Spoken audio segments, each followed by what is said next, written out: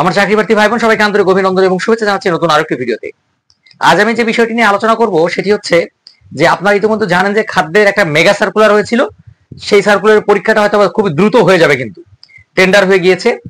আর এই পরীক্ষাটি 3টি ধাপে হবে। এবার টেন্ডারে স্পষ্টভাবে লেখা রয়েছে 3টি ধাপে হবে। সেটি হচ্ছে প্রিলিমিনারি, তারপর হচ্ছে যে আপনার লিখিত, দেন ভাইবা হবে। এখন এই যে প্রিলিমিনারি, লিখিত এবং ভাইবা, আমি প্রিলিমিনারির জন্য কিভাবে পড়াশোনা করা উচিত, কিভাবে পড়াশোনা করবেন, আজকে এটা নিয়ে আলোচনা করব। কারণ আর আপনারা জানেন যে আমার রিটেনের বিভিন্ন ব্যাচ চলমান রয়েছে। রিটেনের ওই সিলেবাস অনুযায়ী যদি পড়াশোনা করা যায় তাহলে কিন্তু রিটেনে কোয়ালিফাই করা যাবে। তবে প্রিলিমিনারির জন্য কিভাবে আপনারা প্রথমে পড়াশোনা করবেন সেই সম্পর্কে আলোচনা করব।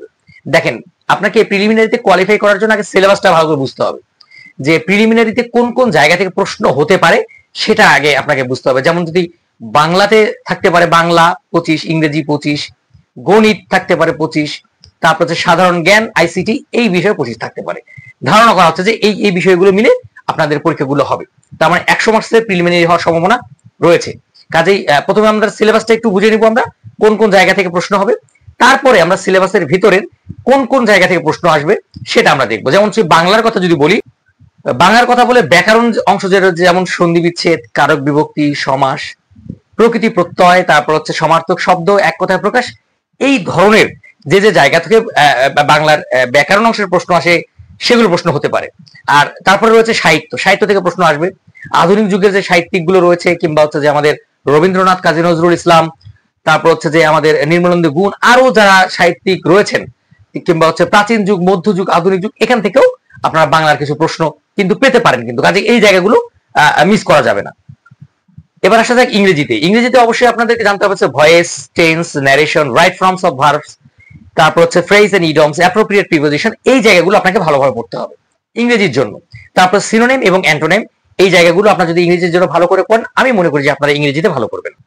এবার যদি আসি গণিতে, তাহলে গণিতে দেখেন, গণিতে কিন্তু স্পেসিফিক কিছু জায়গা রয়েছে, ওই জায়গাগুলো থেকেই গণিতের প্রশ্ন হয়ে থাকে। যেমন শতকরা, লাভ ক্ষতি সুদ কষা, ঐকিক নিয়ম, এই যে তারপরে দূরত্ব, নৌকার যে অঙ্কগুলো রয়েছে, এই জায়গাগুলো থেকেই আপনাদের হয়ে থাকে। তারপর হচ্ছে বীজগণিতিক রাশিমালার যে অঙ্ক রয়েছে, কিংবা উৎপাদক যে রয়েছে, সেগুলো থেকে আপনাদের প্রশ্ন হয়ে থাকবে। এই যে জায়গাগুলোর কথা বললাম গণিতের জন্য, আপনারা যদি এই জায়গাগুলো মানে হচ্ছে পড়াশোনা করেন, এই জায়গাগুলো ভালোভাবে দেখেন, আমি মনে করি যে আপনারা গণিতে প্রিলিমিনারি পরীক্ষা গণিতে আপনারা কিন্তু ভালো করতে পারেন। এবার আসা যাক সাধারণ জ্ঞান। সাধারণ জ্ঞান কিন্তু বিশাল একটা সিলেবাস, এটা হচ্ছে যে স্পেসিফিক কোনো জায়গা নেই। তারপরেও যদি আমরা যদি বাংলাদেশের জাতীয় বিষয়াবলীগুলো যদি বলি, মুক্তিযুদ্ধ যদি বলি, তারপর হচ্ছে যে সাম্প্রতিক যে বিষয়গুলো, ঘটনা বলি, সেগুলো একটু পড়তে হবে। আর এজন্য যে কোনো একটা বই আপনার আগে একটু আয়ত্ত করে ফেলবেন, যে কোনো একটা বই, সেটা হতে পারে MP3 বা প্রফেসর, কিংবা যে কোনো একটা বই আপনার হচ্ছে যে এটা আয়ত্ত করে ফেলবেন।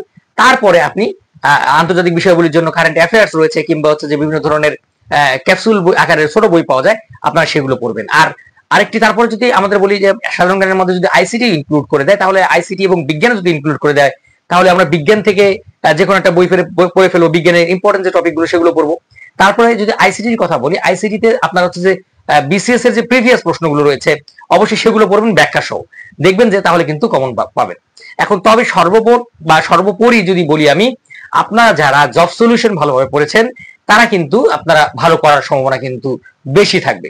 ঠিক আছে, কাজেই জব সলিউশনও কিন্তু আপনারা আগে জব সলিউশন পড়ে তারপর যদি টপিক ভিত্তিক পড়াশোনা করেন, আমার মনে হয় কাজে দিবে। কারণ হচ্ছে যে যেহেতু এই আপনাদের জন্য এই খাদ্যের পরীক্ষায় অত বেশি কিন্তু কঠিন করবে না, আপনাদের বিসিএস কিংবা ব্যাংকের মতো অত কঠিন পরীক্ষা হওয়ার কিন্তু সম্ভাবনা এখানে নেই। আপনাদের পরীক্ষাগুলো হবে খুব মানে হচ্ছে অত মানে কঠিন হবে না, মানে আশা রাখা যায় যে মিডিয়াম ধরনের একটা পরীক্ষা হবে, যেহেতু অনেক বড় একটা সার্কুলার এবং হিউজ অ্যাপ্লিকেন্ট রয়েছে এই সার্কুলারে, অনেকেই পরীক্ষা দিবে।